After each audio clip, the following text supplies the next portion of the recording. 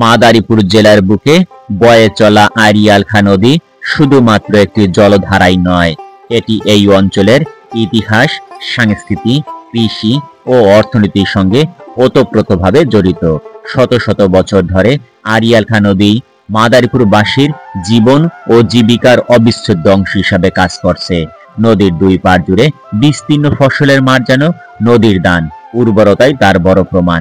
আড়িয়াল খাঁ নদীর পানি সেচ পেয়ে ধান, পাট, শাকসবজি ও নানা ধরনের ফসল প্রচুর উৎপাদিত হয়, যা মাদারীপুর জেলাকে কৃষিতে স্বাবলম্বী করে তুলেছে।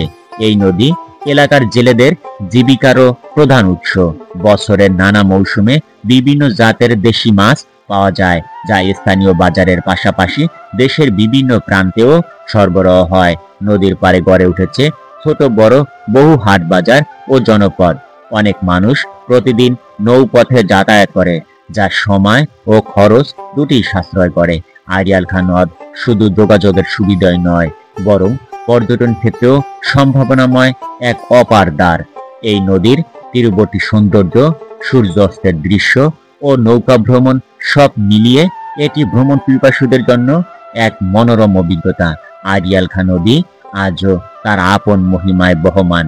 পরিবেশ রক্ষা ও নদী সংরক্ষণে আমাদের আরো সচেতন হওয়া দরকার, যেন ভবিষ্যৎ প্রজন্ম এই নদীকে ভালোবাসতে পারে, উপকার পেতে পারে।